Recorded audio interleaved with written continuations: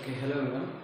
सो next अपन यहाँ पर कार्बोहाइड्रेट स्टार्ट किया था।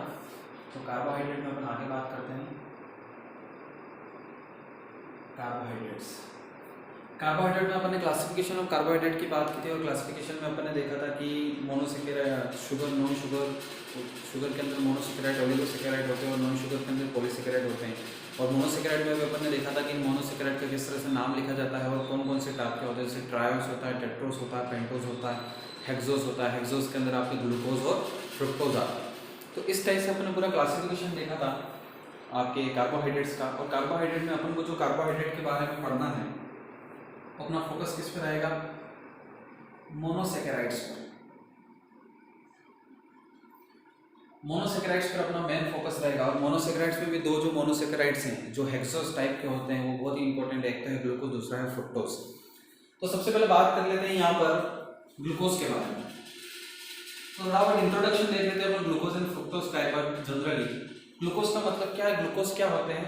तो आप ग्लूकोज को बोल सकते हो पॉलीहाइड्रोक्सी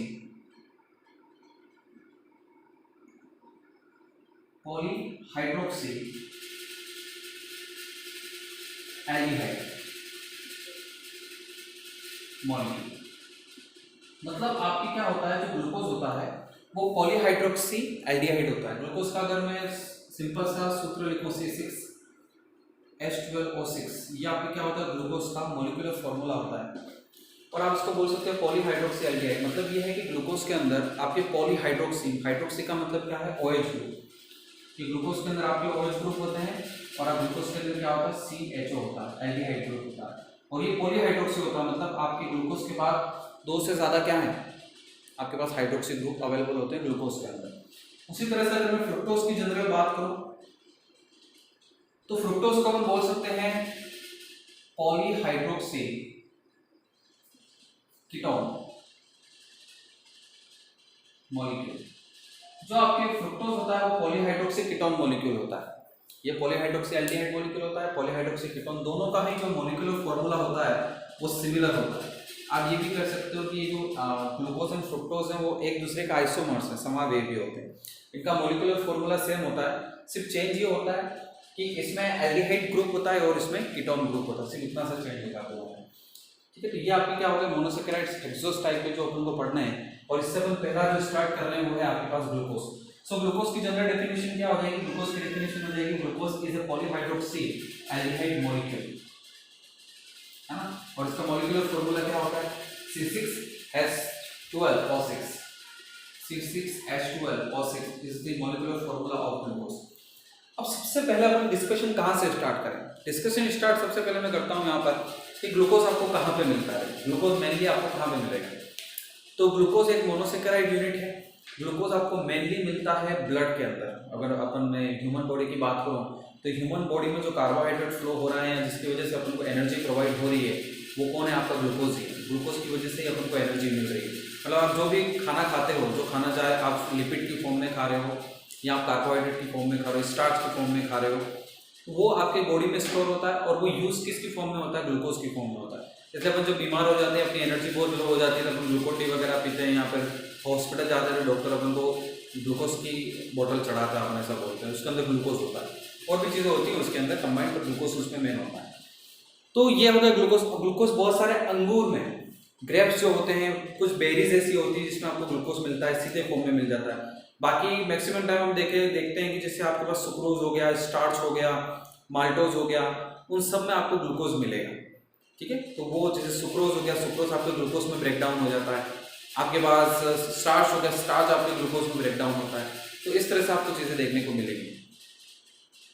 तो ग्लूकोज की सबसे पहले बात करें। अब यहाँ पर अपन को आगे पढ़ना क्या है उस पर थोड़ा अपन फोकस करते हैं। देखो ये चैप्टर का पूरा वे क्या होगा पढ़ने का, यहाँ पर ये होने वाला है कि आपको ग्लूकोज पढ़ना है। तो सबसे पहले जनरल इंफॉर्मेशन दे दी ग्लूकोज आपको कहाँ पे मिलेगा। उसके बाद जो मेन टॉपिक है आपके, मेन टॉपिक ये है कि ग्लूकोज की दो टाइप के स्ट्रक्चर सजेस्ट किए हुए हैं। यहाँ ग्लूकोज के दो टाइप की संरचनाएं बताई हुई हैं। एक तो है चक्रीय संरचना और एक है अचक्रीय संरचना। और यहाँ पर यह है कि कुछ ऐसी प्रॉपर्टीज हैं ग्लूकोज की, या कुछ ऐसी फिनोमिनास हैं, कुछ ऐसे केमिकल रिएक्शंस हैं, कुछ ऐसी फिजिकल प्रॉपर्टीज हैं जो आप ग्लूकोज की नॉन साइक्लिक स्ट्रक्चर से समझ सकते हो। है ना, अचक्रीय संरचना से समझ सकते हो। और कुछ ग्लूकोज के ऐसे गुण हैं, ऐसी कुछ उसके फिनोमिना हैं, घटना हैं, जो आप नॉन साइक्लिक स्ट्रक्चर से नहीं समझ सकते। आप साइक्लिक, उसके लिए आपको कंसिडर करना पड़ेगा कि आपका ग्लूकोज एक साइक्लिक मॉलिक्यूल होता है। तो इसलिए ग्लूकोज के केस में 1 मिनट,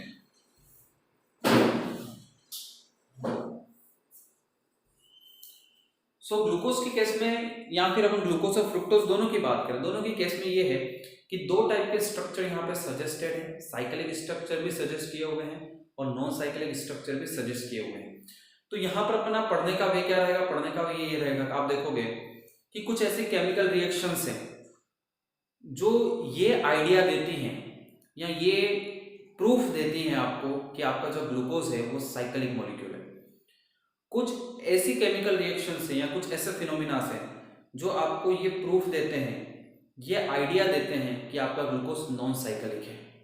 तो इन दोनों का डिस्कशन करना है, मतलब ग्लूकोज के स्ट्रक्चर के बारे में आपको मेनली जो यहाँ पर मैं ग्लूकोज की जो केमिकल रिएक्शंस भी अपन पढ़ेंगे, तो ग्लूकोज की केमिकल रिएक्शन में आपको ये देखने को मिलेगा कि उस केमिकल रिएक्शन तो पढ़ रहे हैं, ग्लूकोज की केमिकल प्रॉपर्टी तो अपन स्टडी कर रहे हैं, पर उस केमिकल प्रॉपर्टी को स्टडी करने का पॉइंट ऑफ व्यू क्या है, ग्लूकोज के स्ट्रक्चर को आइडेंटिफाई करना कि ग्लूकोज का स्ट्रक्चर किस टाइप का रहेगा। तो आप ये बात अपने दिमाग में लेके चलना, इस चैप्टर में जो मेन बात होने वाली है वो होगी आपकी ग्लूकोज के स्ट्रक्चर की। ग्लूकोज साइक्लिक होता है या ग्लूकोज नॉन साइक्लिक होता है। दोनों ही टाइप के आपको ऐसे फिनोमिना, ऐसे केमिकल रिएक्शन, ऐसे प्रॉपर्टीज मिलेंगे जिसमें कुछ में ग्लूकोज साइक्लिक है, कुछ में ग्लूकोज नॉन साइक्लिक। दोनों तरह के स्ट्रक्चर आपको कंसिडर करने पड़ेंगे, अलग अलग केमिकल रिएक्शन, अलग अलग फिनोमिना के अकॉर्डिंग। तो यहाँ पर मेन बात ये रहने वाली है। अब अपन बात करते हैं जनरली कि ग्लूकोज को, जैसे ग्लूकोज भी एक आपके ऑर्गेनिक मॉलिक्यूल है, तो जनरली स्टार्ट करते हैं, मैंने जनरल बता दिया आपको ग्लूकोज आपको कहाँ कहाँ पे मिल सकता है, कहाँ कहाँ पे ऑप्टेंट होता है। तो अगर ग्लूकोज का मैन्युफैक्चरिंग करनी है, ग्लूकोज को बनाना है इंडस्ट्रियल लेवल पर, तो जनरली बहुत सारी, जैसे सुक्रोज हो गया, सुक्रोज से भी ग्लूकोज फॉर्मेशन कर सकते हैं। तो इंडस्ट्रियल लेवल पर ज़्यादातर सुक्रोज, जैसे सुक्रोज क्या होता है, आपके जो कैन शुगर होती है उससे आपके बना लिया जाता है ना, उससे अपन ग्लूकोज का फॉर्मेशन कर लेते हैं, कोई प्रॉब्लम नहीं आती है। पर बात करें जैसे, तो अब सुक्रोज से किस तरह से बनाते हैं, तो यहाँ पर अपन सबसे पहले बात कर रहे हैं method of preparation of glucose, कि ग्लूकोज को किस तरह से अपन प्रिपेयर करेंगे, ग्लूकोज को किस तरह से बनाया जाएगा। तो सबसे पहले ग्लूकोज को आप 2 टाइप से बनाते हो, एक तो सुक्रोज से बनाते हैं और एक इसको स्टार्च से बनाते हैं। तो पहले सुक्रोज की बात करते हैं। सुक्रोज होता है 12, 22, 11, है ना, 12, 22, 11, ये आपके होता है क्या, सुक्रोज 12, 22, 11। अब आपको क्या करना है कि सुक्रोज को चेंज करना है ग्लूकोज में। तो कैसे चेंज होगा देखो, तो इसका क्या करा देते हैं, हाइड्रोलाइसिस करा देते हैं। हाइड्रोलाइसिस आप समझते हो, जैसे मैं अगर डाइल्यूटेड HCl यूज कर लूँ, डाइल्यूटेड HCl की प्रेजेंस में अगर मैं सुक्रोज का हाइड्रोलाइसिस कराता हूँ तो आपके ग्लूकोज और फ्रुक्टोज दोनों बनते हैं। मतलब आपकी ये बनेगा C6H12O6 देन C6H12O6, और एक जो यूनिट बनेगी वो किसकी बनेगी, ग्लूकोज की, और एक यूनिट जो बनेगी वो किसकी बनेगी, फ्रुक्टोज की। सो ये आपके एक मेथड है जिससे आप ग्लूकोज प्रिपेयर कर सकते हो, और इंडस्ट्रियल लेवल पर मैक्सिमम टाइम इसी मेथड से क्या प्रिपेयर होता है, ग्लूकोज को प्रिपेयर करते हैं, क्योंकि इजी मेथड है बहुत, है ना। हाइड्रोलाइसिस करा रहे हो, ये है हाइड्रोलाइसिस ऑफ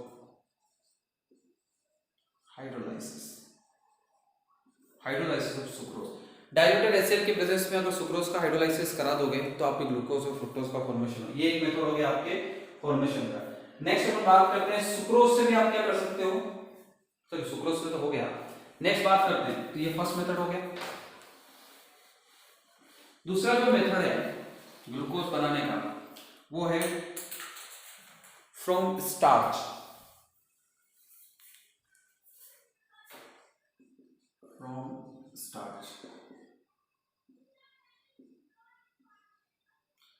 अभी जो स्टार्च है आपके, स्टार्च एक पॉली सैकराइड कार्बोहाइड्रेट है ना। पहले अपन बात कर चुके, जो स्टार्च है वो आपके एक पॉलीसैकेराइड कार्बोहाइड्रेट है, और ये जो पॉलीसैकेराइड कार्बोहाइड्रेट है ये आपके बना हुआ, मैंने आपको बताया था कि जो स्टार्च है वो पॉलीसैकेराइड कार्बोहाइड्रेट है, और ये पॉलीसैकेराइड जो कार्बोहाइड्रेट है ये बनता है आपके किससे, ये आपके बनता है ग्लूकोज से। ग्लूकोज के जो मॉलिक्यूल्स है वो आपस में ऐड होते हैं, उनका पॉलीमराइजेशन होता है और उसके पॉलीमराइजेशन से आपके स्टार्च का फॉर्मेशन होता है। तो ये बात आपको ध्यान रखनी है। अब स्टार्च क्या होता है, स्टार्च का फॉर्मूला ये होता है 6-10-5, है ना, ये होता है। और ये इसकी क्या होती है, एक यूनिट होती है जिसका पॉलीमराइजेशन होता है और उससे आपके किसका फॉर्मेशन होता है, स्टार्च का फॉर्मेशन होता है। अब इसका भी आप क्या करा दो, अगर हाइड्रोलाइसिस करा दो, किसकी प्रेजेंस में होता है इसका हाइड्रोलाइसिस, इसका हाइड्रोलाइसिस होता है H2O के प्रेजेंस में, और अप्रोक्सीमेटली 120 डिग्री सेंटीग्रेड का टेंपरेचर यहाँ पे देना पड़ता है। तो H2SO4 प्रेजेंस में जब आपके स्टार्च का हाइड्रोलाइसिस होता है तो किसका फॉर्मेशन होता है, ग्लूकोज के मॉलिक्यूल, मतलब सारे के सारे क्या बन जाएंगे, C6H12O6, सारे के सारे आपके बनेंगे ग्लूकोज के molecule, n molecule of glucose मिलेंगे आपको। तो ये ज्यादा बेटर मेथड है ना, ये थोड़ा अच्छा और थोड़ा बेटर मेथड है किसका फॉर्मेशन करने के लिए, ग्लूकोज का फॉर्मेशन करने के लिए, क्योंकि इसमें स्टार्च कंप्लीटली आपके किस में चेंज हो रहा है, ग्लूकोज में चेंज हो रहा है।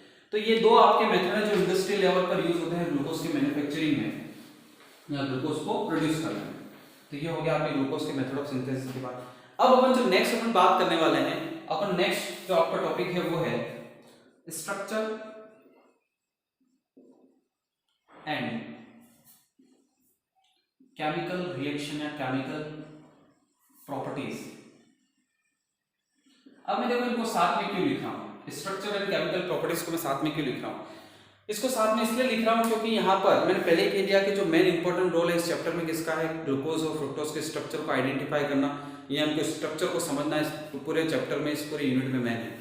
और इनके स्ट्रक्चर को समझने के लिए आपको केमिकल बिहेवियर की जरूरत पड़ेगी, मतलब केमिकल रिएक्शन के अकॉर्डिंग अपन स्ट्रक्चर का अनुमान लगाते हैं, स्ट्रक्चर सजेस्ट किए हुए हैं, ठीक है। अब सबसे पहले बात करें मॉलिक्यूलर फॉर्मूले पर, एक बार वापस में आ रहा हूं, C6H12 and O6 is the molecular formula of glucose. ये जो मॉलिक्यूलर फॉर्मूला ये कहां से पता चला, तो देखो मॉलिक्यूलर फॉर्मूला आइडेंटिफाई करना कोई बड़ी बात नहीं है ना, क्वांटिटेटिव एंड क्वालिटेटिव एनालिसिस से सिंपल से अपन मॉलिक्यूलर फॉर्मूला कैलकुलेट कर सकते हैं। जैसे 11th क्लास में आपके पास एक टॉपिक होता था एम्पिरिकल फॉर्मूला वाला, है ना, एम्पिरिकल फॉर्मूला वाला आपके पास एक टॉपिक होता था, तो आप इजीली एम्पिरिकल फॉर्मूला कैलकुलेट कर सकते हो। एम्पिरिकल फॉर्मूले की हेल्प से आप मॉलिक्यूलर फॉर्मूला कैलकुलेट कर सकते हो कार्बन हाइड्रोजन ऑक्सीजन के मास परसेंटेज वैल्यू के अकॉर्डिंग, है ना। आपने वो पूरे 11th में पूरी कैलकुलेशन पूरा होता था, तो उससे अपन क्या कर सकते हैं, ग्लूकोज का मॉलिक्यूलर फॉर्मूला पता चल गया। मॉलिक्यूलर फॉर्मूला तो पता है, पर स्ट्रक्चर के डिस्कशन अगर करें तो बहुत लंबा चौड़ा डिस्कशन है ग्लूकोज के स्ट्रक्चर का। सबसे पहले अपन बात करते हैं, देखो यहाँ पर कुछ ऐसी केमिकल रिएक्शंस के बारे में अपन डिस्कस करेंगे जो आपको ये आइडिया देंगे कि आपका जो ग्लूकोज है उस ग्लूकोज में कौन कौन से फंक्शनल ग्रुप या कौन कौन से ग्रुप्स प्रेजेंट है, ये आपको आइडिया देंगे। सबसे पहले बात करते हैं फर्स्ट, आप इसको ऐसे पढ़ सकते हो कि this is the chemical properties of chemical reaction of glucose, और आप इसको इस तरह से भी पढ़ सकते हो कि इस रिएक्शन से ही पता चला कि ग्लूकोज में कौन सा ग्रुप हो सकता है। तो सबसे पहले बात करते हैं रिएक्शन विथ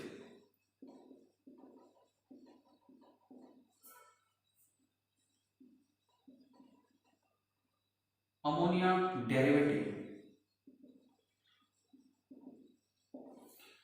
जो आपका ग्लूकोज का मॉलिक्यूल है, ये ग्लूकोज का मॉलिक्यूल जो अमोनिया के डेरिवेटिव्स होते हैं इनसे रिएक्ट कर लेता है। अब इसका क्या मतलब है, ध्यान से सुनना। इसका मतलब ये है अमोनिया के डेरिवेटिव, पहले इनकी बात करते हैं। What do you mean by ammonia derivative? आपको पता है ये आपके पास मॉलिक्यूल होता है अमोनिया। अमोनिया के बहुत सारे डेरिवेटिव मॉलिक्यूल्स होते हैं, बहुत सारे डेरिवेटिव कंपाउंड्स होते हैं। जैसे इस अमोनिया में से मैं क्या करूँ, एक हाइड्रोजन मैंने रिप्लेस कर दिया और इस हाइड्रोजन की जगह मैंने ऐड कर दिया क्या, OH। ये जो ग्रुप है इसको बोला जाता है हाइड्रोक्सिल एमीन, है ना। This is hydroxyl amine. ये आपके एक अमोनिया डेरिवेटिव मॉलिक्यूल है। देन अगर मैं एक अमोनिया में से हाइड्रोजन रिमूव करता हूं और उसकी जगह मैंने दूसरा NH2 जोड़ दिया, एमीन जोड़ दिया, NH2NH2, this molecule is called hydrazine. Same ammonia में से एक मॉलिक्यूल आपने रिमूव किया, सॉरी एक हाइड्रोजन रिमूव किया और उसकी जगह आपने एक फिनाइल रिंग ऐड कर दी, दिस इज योर एनिलीन। ठीक है, या ऐसे भी कर सकते हो आप। आपने हाइड्रोजन, देखो ये जो हाइड्रोजन दिख रहा है, हाइड्रोजन खुद एक अमोनिया का डेरिवेटिव मॉलिक्यूल है। इसमें से क्या कर रहे हो आप, एक आपने जैसे मान लो कि यहाँ से आपने एक और हाइड्रोजन रिमूव कर दिया, उसकी जगह आपने ऐड कर दिया इस तरह की फिनाइल रिंग ऐड कर दी, ये आपने फिनाइल रिंग ऐड कर दी, तो ये क्या हो गया आपके पास, फिनाइल हाइड्रोजन, फिनाइल हाइड्रोजन। आप इसको एन फिनाइल हाइड्रोजन भी बोल सकते हो ना, कोई प्रॉब्लम नहीं, N phenyl hydrogen. Then next आपको इस तरह का भी डेरिवेटिव, मतलब ओवरऑल बात करें हम कि बहुत सारे आपके पास अमोनिया के डेरिवेटिव मॉलिक्यूल्स होते हैं, तो जो आपका ग्लूकोज का जो मॉलिक्यूल होता है ये अमोनिया डेरिवेटिव के साथ रिएक्ट कर लेता है। ठीक, अब सुनना ध्यान से, इससे क्या होगा, इससे ये पता चलेगा कि अमोनिया डेरिवेटिव्स के साथ कौन सा ग्रुप रिएक्ट करता है, वो होता है एल्डिहाइड। 12th क्लास के अंदर आपके पास जो चैप्टर था एल्डिहाइड कीटोन वाला, उस एल्डिहाइड कीटोन के चैप्टर में अपन पढ़ते हैं न्यूक्लियोफिलिक एडिशन एलिमिनेशन रिएक्शंस, है ना, न्यूक्लियोफिलिक एडिशन एलिमिनेशन रिएक्शंस पढ़ते हैं, और उन रिएक्शंस में अपन देखते हैं जो एल्डिहाइड एंड कीटोन होता है वो आपके अमोनिया डेरिवेटिव से रिएक्ट कर लेता है। एल्डिहाइड और कीटोन बोथ दोनों टाइप के जो फंक्शनल ग्रुप होते हैं ये आपके रिएक्ट कर लेते हैं किससे, अमोनिया डेरिवेटिव से, जैसे हाइड्रोक्सिलेमिन से, हाइड्रोजिन से, या आपके एन-फेनिल हाइड्रोजिन से, 2,4-डाइनाइट्रो एन-फेनिल हाइड्रोजिन से, इस टाइप के मॉलिक्यूल से रिएक्ट कर लेते हैं। अब ऐसा क्यों करते हैं, क्योंकि उनके पास क्या होता है, कार्बोनिल ग्रुप प्रेजेंट होता है, इसलिए वो रिएक्ट कर लेते हैं बहुत इजीली। तो इसका मतलब है कि इस रिएक्शन से आपको ये पता चलेगा कि ग्लूकोज का जो मॉलिक्यूल है उसमें आपके पास कार्बोनिल ग्रुप प्रेजेंट है। कौन सा ग्रुप है, मतलब ये जो रिएक्शन है, रिएक्शन विथ अमोनिया, तो इस अमोनिया की रिएक्शन से आपको ये पता चलेगा कि आपका जो ग्लूकोज का मॉलिक्यूल है इसमें कौन सा ग्रुप प्रेजेंट है, कार्बोनिल ग्रुप। क्यों प्रेजेंट है कार्बोनिल ग्रुप, कैसे पता चला, क्योंकि आपका जो कार्बोनिल ग्रुप होता है वही अमोनिया डेरिवेटिव के साथ nucleophilic addition elimination reaction show करता है। ठीक है, तो इससे एक बात कंफर्म होती है कि अगर आपका ग्लूकोज अमोनिया डेरिवेटिव मॉलिक्यूल से रिएक्ट कर रहा है, इसका मतलब है कि आपके ग्लूकोज में कार्बोनिल ग्रुप प्रेजेंट है। अब देखो, जो कार्बोनिल ग्रुप है वो तो एल्डिहाइड में भी होता है, वो कीटोन में भी होता है। कार्बोनिल ग्रुप एल्डिहाइड में भी होता है, कार्बोनिल ग्रुप कीटोन में भी होता है ना। तो अभी ये पता नहीं है कि एल्डिहाइड है या कीटोन है, बस इतना पता चल जाएगा इस रिएक्शन से आपको कि आपके ग्लूकोज के अंदर कार्बोनिल ग्रुप प्रेजेंट होता है। तो रिएक्शन अगर मैं सिंप्लीफाई की बात करूं, रिएक्शन की बात करूं मैं, तो कुछ इस टाइप से रिएक्शन होगी, जैसे मान लो कि आपके पास कार्बोनिल ग्रुप है ग्लूकोज के अंदर। अभी मैं पूरा ग्लूकोज का स्ट्रक्चर बना नहीं रहा हूं, मैं आपको बना के बताऊंगा बाद में आराम से। तो मान लो कि ये आपका ग्लूकोज का मॉलिक्यूल है, तो ग्लूकोज के मॉलिक्यूल में कार्बोनिल का ग्रुप है, क्योंकि आपके जो अमोनिया डेरिवेटिव है वो सिर्फ इससे रिएक्ट करता है, कार्बोनिल से रिएक्ट करता है, इसलिए ग्लूकोज का पूरा मॉलिक्यूल मैं अभी बना नहीं रहा हूं, सिर्फ ग्लूकोज के अंदर जो एल्डिहाइड या जो कीटोन वाला जो भी पोर्शन है उसकी बात कर रहे हैं। तो ये मान लो कि आपका ग्लूकोज है, ग्लूकोज के अंदर एक कार्बोनिल ग्रुप है, ये कार्बोनिल अमोनिया के डेरिवेटिव से रिएक्ट करेगा, जैसे मैं ले लिया NH2, G कर देता हूं, G का मतलब क्या, डेरिवेटिव ऑफ अमोनिया, है ना, ये जो ग्रुप अटैच्ड है अमोनिया से उसकी बात कर रहे हैं। अब यहां पे क्या होती है, ये जो रिएक्शन है ये है आपके न्यूक्लियोफिलिक एडिशन रिएक्शन। कैसे रहेगा, इस ऑक्सीजन पर नेगेटिव चार्ज होगा, इस कार्बन पर पॉजिटिव चार्ज होगा, देन ये इलेक्ट्रॉन ट्रांसफर हो जाएंगे कहां पर, इस पर, क्योंकि ये आपके जो NH2 है इस पर लोन पेयर है, इसलिए ये किसकी तरह बिहेव करेगा, न्यूक्लियोफाइल की तरह बिहेव करेगा, और ये आपके कार्बन पर क्या करेगा, अटैक करेगा, और ये इलेक्ट्रॉन जो वो शिफ्ट होंगे इस ऑक्सीजन पर। तो इस टाइप का एक मॉलिक्यूल बन जाएगा आपके यहाँ, इस टाइप का प्रोडक्ट बनेगा कि आपका जो ये अटैच हो गया इससे, और इस पर कौन सा चार्ज आया, पॉजिटिव चार्ज आया, और यहाँ पर G है, और यहाँ पर ऑक्सीजन पे क्या आ जाएगा, नेगेटिव चार्ज। इस टाइप का आपके एक आयन का फॉर्मेशन होगा। अब नेक्स्ट स्टेप में क्या होता है, नेक्स्ट स्टेप में ये होता है कि nitrogen is a electronegative compound, sorry atom. Nitrogen है वो इलेक्ट्रोनेगेटिव एटम होता है, हाईली इलेक्ट्रोनेगेटिव होता है, अपन जानते हैं इसको। तो ये अपने पर पॉजिटिव चार्ज कैरी नहीं करेगा, तो ये क्या करता है, एक हाइड्रोजन को यहाँ से रिमूव कर देता है, एक हाइड्रोजन को यहाँ से धक्के मार के बाहर निकाल देगा, है ना। ये हाइड्रोजन यहाँ से जो निकला है वो कहाँ पे जाके अटैच होता है, इस ऑक्सीजन पर। तो क्या बना, इस तरह का नेक्स्ट मॉलिक्यूल बनेगा, यहाँ पे OH आ गया, और यहाँ पे आपके NH, और यहाँ पे आ गया G, इस तरह से फॉर्मेशन हो। अब नेक्स्ट स्टेप में क्या होता है यहाँ पर कि आपके एक ही कार्बन एटम से एक बहुत बड़ा ग्रुप, बहुत लार्जर ग्रुप हाइड्रोक्सी जुड़ा हुआ है और एक आपके कौन सा एमीन का डेरिवेटिव जुड़ा हुआ, दोनों बहुत ही बड़े ग्रुप हैं, दोनों एक दूसरे को रिपेल करते हैं। इस वजह से क्या होता है यहाँ पर, इस रिपल्शन की वजह से यहाँ से एक H2O के मॉलिक्यूल का एलिमिनेशन होता है। इसलिए इस रिएक्शन को क्या बोला जाता है, न्यूक्लियोफिलिक एडिशन एलिमिनेशन रिएक्शन। मतलब पहली स्टेप में तो क्या हो रहा है, एक न्यूक्लियोफाइल का एडिशन हो रहा है और दूसरी स्टेप में क्या हो रहा है, एलिमिनेशन हो रहा है। तो यहाँ पर एलिमिनेशन हो जाता है और एलिमिनेशन होकर कुछ इस तरह से आपके कार्बन और नाइट्रोजन के बीच में डबल बॉन्ड बन जाता है और यहाँ पर जी इस तरह से। तो कुछ इस टाइप के कंपाउंड्स का फॉर्मेशन होता है और ये पूरी रिएक्शन अपन 12th क्लास में होती है। यहाँ पर ये रिएक्शन की इतनी इंपॉर्टेंस नहीं है, पर ये समझना जरूरी है कि इस पर्टिकुलर रिएक्शन से ये पता चलता है कि आपके जो ग्लूकोज है उस ग्लूकोज के मॉलिक्यूल में क्या प्रेजेंट होता है, कार्बोनिल ग्रुप होता है। ठीक है, क्योंकि जो एडिशन न्यूक्लियोफिलिक एडिशन रिएक्शन है वो सिर्फ कौन शो करता है, कार्बोनिल ग्रुप शो करते हैं। तो ये आपके हो गया किसके बाद, कार्बोनिल ग्रुप। मतलब इस रिएक्शन से आपको ये पता चलेगा कि आपका जो ग्लूकोज का मॉलिक्यूल है उसमें क्या है, कार्बोनिल ग्रुप प्रेजेंट है। तो आई थिंक आपको ये बात बिल्कुल क्लियरली समझ में आ गई होगी। ठीक है, अब नेक्स्ट अपन बात करते हैं, नेक्स्ट मॉलिक्यूल के बारे में डिस्कस करते हैं। नेक्स्ट अपन बात करते हैं कि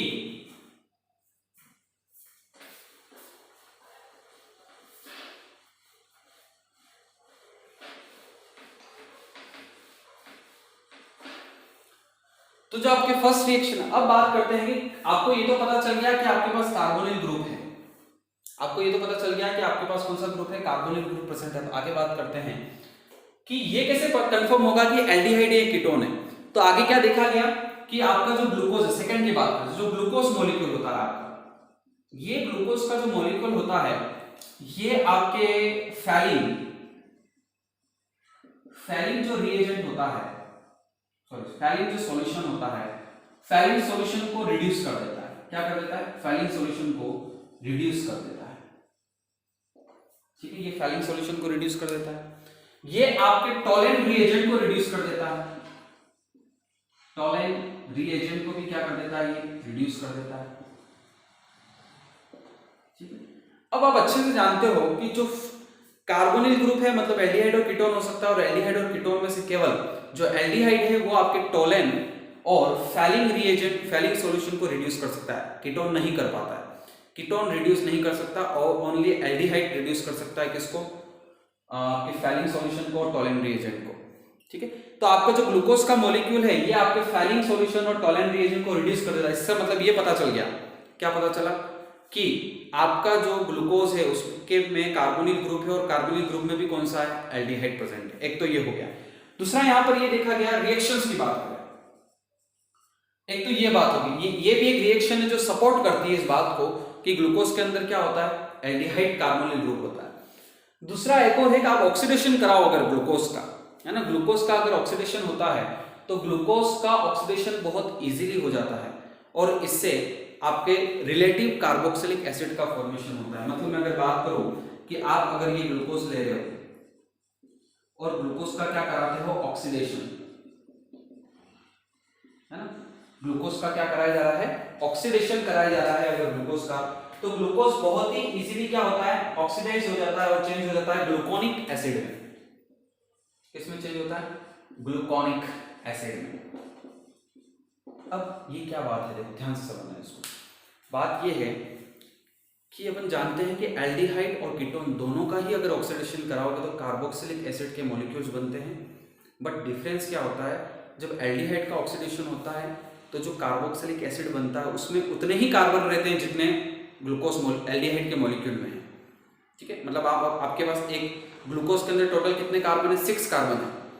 अगर इसका ऑक्सीडेशन होगा तो ग्लूकोनिक एसिड बनता है और ग्लूकोनिक एसिड में भी कितने कार्बन होते हैं, 6 कार्बन ही होते हैं।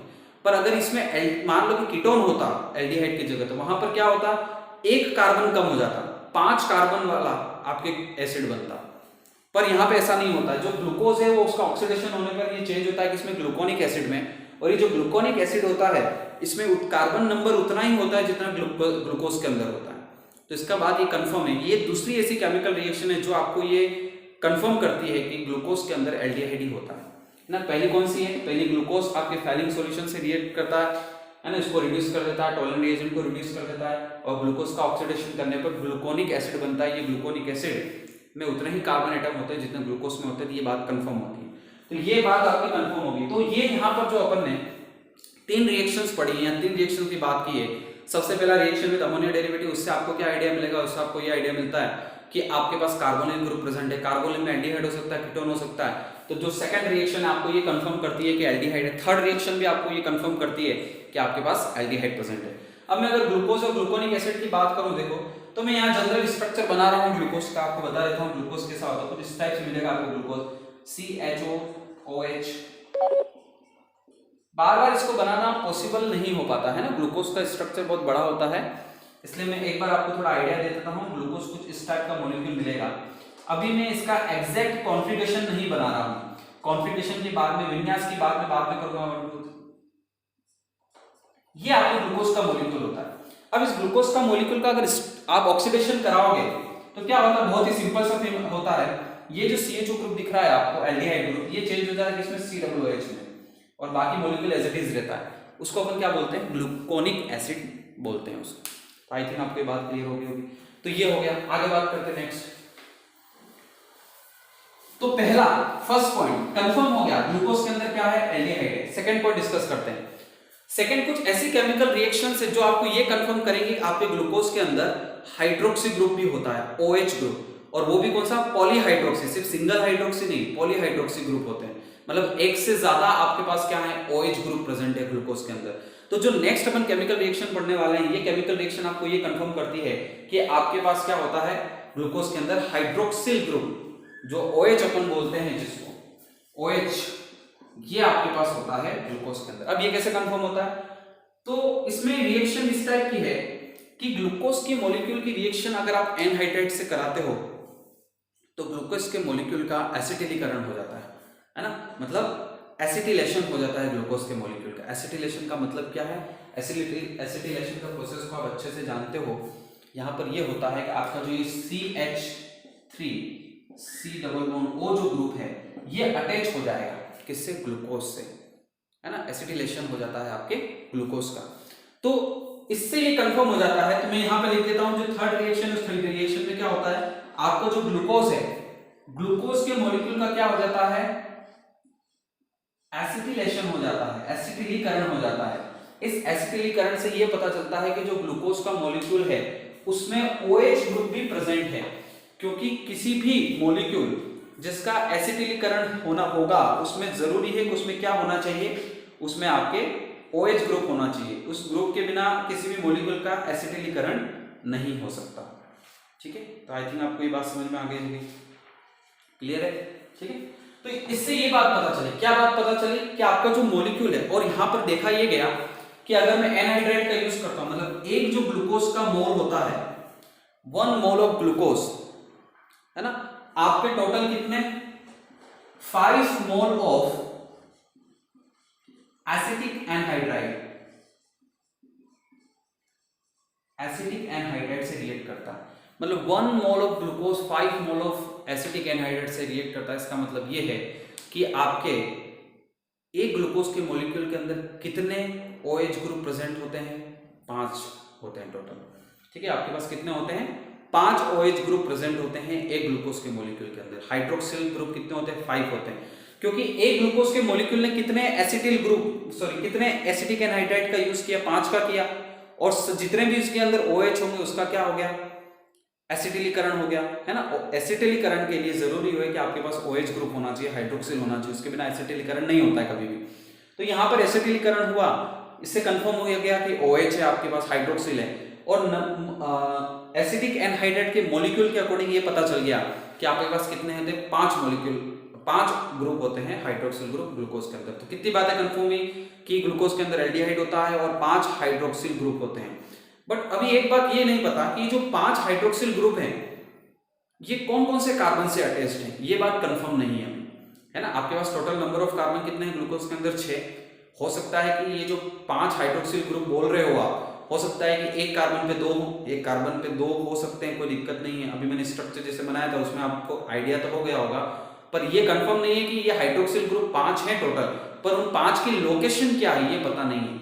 तो इसके लिए नेक्स्ट जो रिएक्शन आएगी आपके पास में, जो नेक्स्ट केमिकल रिएक्शन है, ये आपको ये कंफर्म करती है कि आपके पास जो 5 हाइड्रोक्सिल ग्रुप है उनकी लोकेशन क्या, एग्जैक्ट लोकेशन क्या उनकी। तो ये कैसे कंफर्म होता है? यहाँ पे देखो केमिकल रिएक्शंस इतनी इंपॉर्टेंट नहीं है ना, केमिकल रिएक्शंस ठीक है आपसे इस तरह की पूछेगा भी नहीं, थोड़ी बहुत आपके जो सिलेबस में बहुत ही एक्यूरेसी के साथ जो डिफाइन की गई है केमिकल रिएक्शन वही आपके एग्जाम में आती हैं।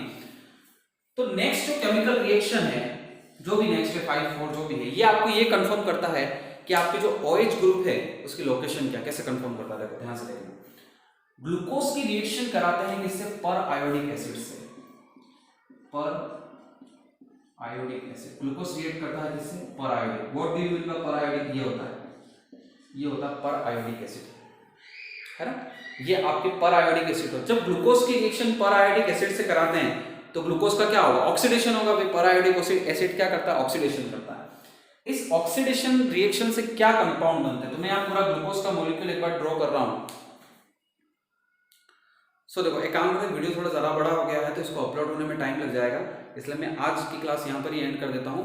कल मैं बताऊंगा आपको कि कैसे आइडिया हुआ कि जो ग्लूकोज के अंदर जो हाइड्रोक्सिल ग्रुप है उनकी लोकेशन क्या है, वो कैसे पता चलेगी, जो पर आयोडिक एसिड से इसकी रिएक्शन कराएंगे उसके अकॉर्डिंग कैसे पता चलेगी, उसकी बात डिस्कशन अपन कल करेंगे। सो आज के लिए थैंक यू।